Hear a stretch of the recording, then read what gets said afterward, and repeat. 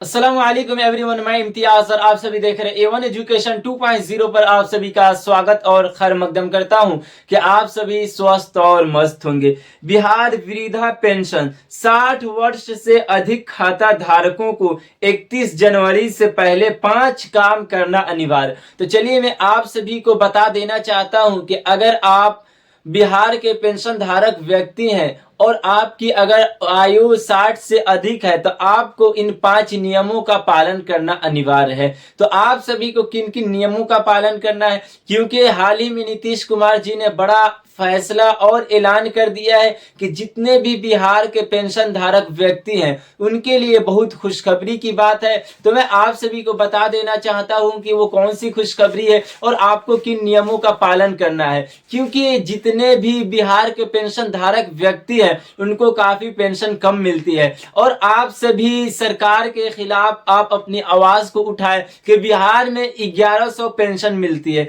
तो आप सभी के पेंशन में भी बढ़ोतरी होनी चाहिए, क्योंकि 1100 जो पेंशन मिलती है उससे बुजुर्गों की जरूरियात पूरी नहीं हो पाती है, जिसके कारण पेंशन धारक व्यक्ति काफी परेशान रहते हैं। उसी की अपेक्षा आप देख सकते हैं, जैसे कि अगर आप हरियाणा की डेटा उठाते हैं तो वहां पे 2800 मिलती है, मगर वहां की सरकार अब वहां के पेंशन को 2800 से लेकर 4500 से लेकर 4000 की बात चल रही है। यानी वहां पे पेंशन 2800 मिल रही है और वहां पे बढ़ोतरी की भी बात चल रही है। और यहां तक आप बिहार का देख सकते हैं तो यहां पे पहले 400 मिलती थी, अब 1100 मिलती है, मगर 1100 में आप सभी का कुछ नहीं होता। इसीलिए सरकार का कहना है और केंद्र सरकार ने कहा है कि आप सभी की पेंशन बढ़ोतरी होने वाली है, तो आप सभी को इन नियमों का पालन करना है। क्योंकि अगर आप इन 5 नियमों का पालन नहीं करते हैं जिसके वजह से आप सभी का पेंशन बकाया चल रहा है,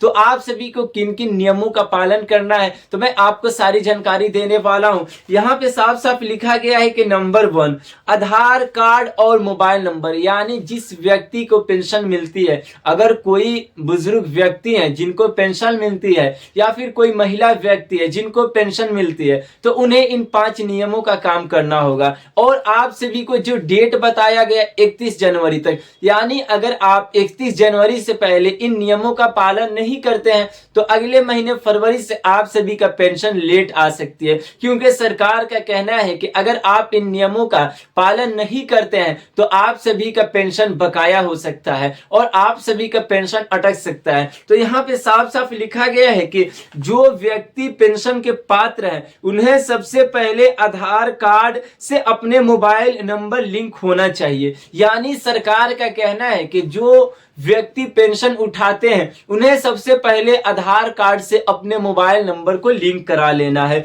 और दूसरे नंबर में यहाँ पे क्या लिखा गया है, डीबीटी। यानी सरकार का कहना है कि जो भी आप सभी को पेंशन की राशि मिलती है तो डीबीटी माध्यम से उसे भेजी जाती है। तो यानी आप सभी को, यानी जितने भी बिहार के पेंशन धारक व्यक्ति हैं उन्हें सबसे पहले डीबीटी चेक कर लेना होगा। और आपको कैसे पता चलेगा कि हमारा डीबीटी एक्टिव है या नहीं, तो आप सभी को घबराना नहीं है। अगर आपके नजदीकी बैंक है तो आप वहां पे जाए और उन्हें जाकर बोले कि मुझे डीबीटी चेक कराना है, मेरा डीबीटी चेक कर दीजिए। तो जैसे ही आपका डीबीटी चेक करेंगे वहां पे एक्टिव बताएगा, तो यानी आप सभी का पेंशन राशि आराम से आ सकती है, कोई परेशानी नहीं होगी। अगर आपका डीबीटी एक्टिव नहीं रहेगा तो आप सभी का पेंशन भी बकाया रह सकता है, यानी अगले महीने का पेंशन और अगले महीने, यानी आप सभी का आने में लेट हो सकता है। यानी आप सभी का पेंशन जो भी बकाया चल रहा है डीबीटी अनएक्टिव होने के कारण से, अगर आपका डीबीटी एक्टिव हो जाता है तो आप सभी का पेंशन आने लगेगा।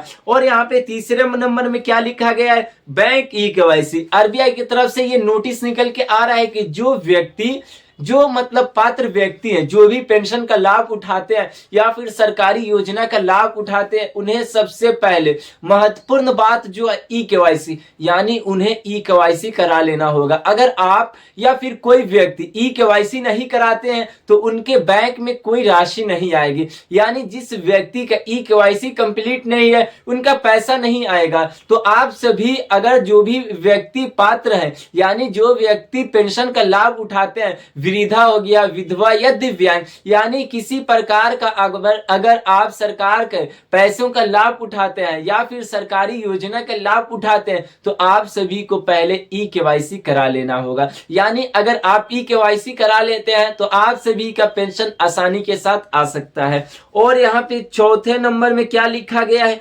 Life certificate. यानी सरकार का कहना है कि जो व्यक्ति पेंशन उठाते हैं, जिन्हें पेंशन मिलती है, जिन्हें पेंशन भेजा जाता है, उन्हें साल में या फिर 6 महीने में आप सभी को जीवन प्रमाण पत्र वहां पे जमा करना होगा। और खुशखबरी क्या है आप सभी के लिए, क्योंकि हाल ही में 2-3 दिन पहले नीतीश कुमार जी ने उन्होंने ये बयान में लिखा था कि जो व्यक्ति अगर बैंक तक या फिर जीवन प्रमाण पत्र बनाने में असहमत है, वो नहीं बनवा सकते हैं, तो उन सभी के लिए उन्होंने ये कैंप की जारी की है। यानी उन्होंने सरकारी योजना के तहत आप सभी के जीवन प्रमाण पत्र बनाने के लिए कर्मचारियों को निर्धारित किया है। तो ये आप सभी के लिए खुशखबरी की बात है। यानी आप सभी को इधर उधर का चक्कर नहीं काटना पड़ेगा कि कैसे हम अपने जन्म प्रमाण पत्र को बनाएं। तो सरकार ने कह दिया, यानी राज्य सरकार नीतीश कुमार जी के तरफ से ये ऐलान आया है और उन्होंने 1-2 दिन पहले ही ऐलान किया है कि जितने भी पात्र व्यक्ति है उन सभी के पेंशन नहीं रुकेगी।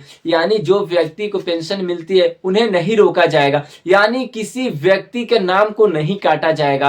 तो आप सभी के लिए बहुत खुशखबरी की बात है कि अगर जिस व्यक्ति के पेंशन आ रही है और जिस व्यक्ति की पेंशन रुकी हुई है या फिर कोई दस्तावेज के कारण उन लोगों की पेंशन नहीं आ रही है तो आप सभी को घबराना नहीं है। और जो जीवन प्रमाण पत्र का जो डेट था 31 जनवरी, यानी आज 26 जनवरी हो गया और आपके पास मात्र 4 दिन का समय था। तो सरकार ने इसी बीच में ऐलान कर दिया कि जो व्यक्ति अगर असहमत है, नहीं बनवा सकते हैं, उनके लिए यानी सरकार अब आपके ग्राम पंचायत और प्रखंड में एक शिविर लगाएगी। यानी वहां पे कैंप लगेगी, सरकार के कर्मचारी वहां पे आएंगे और आप सभी का वहां पे जीवन प्रमाण पत्र को बनाया जाएगा। तो अगर आप वहां पे जीवन प्रमाण पत्र को बनवा लेते हैं और उस जीवन प्रमाण पत्र को जाकर बैंक में जमा कर देते हैं तो आप सभी के पेंशन बकाया नहीं रहेगी और आप सभी का पेंशन समय समय पे आते रहेगी। और यहाँ पे 5वें नंबर में क्या लिखा गया है,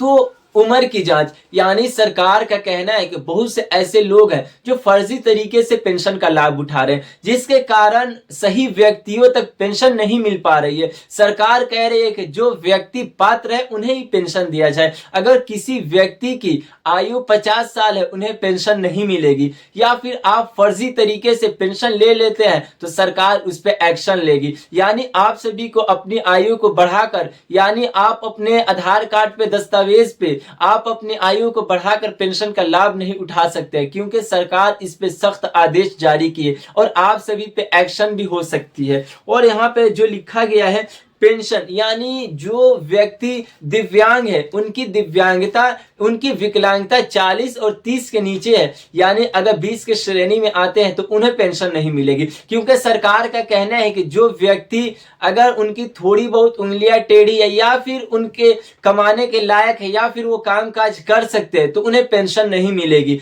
यानी अगर आपका विकलांगता डिसेबिलिटी 40 से अधिक है तो आप सभी को पेंशन मिलेगी, नहीं तो अगर आप फर्जी तरीके से मेडिकल सर्टिफिकेट लगाते हैं तो आप सभी को काफी परेशानियों का सामना करना पड़ेगा। और सरकार कह दी है कि अगर इसमें जो व्यक्ति फर्जी तरीके से मेडिकल सर्टिफिकेट लगा रही है उन्हें पेंशन प्लस कार्रवाई दोनों होगी। तो आप सभी को घबराना नहीं है और आप वक्त रहते हुए इन नियमों का पालन करें। तो ये थी आज की काफी महत्वपूर्ण वीडियो। अगर आपके राज्य में कितनी पेंशन मिलती है हमें जरूर कमेंट करके बताएं। धन्यवाद।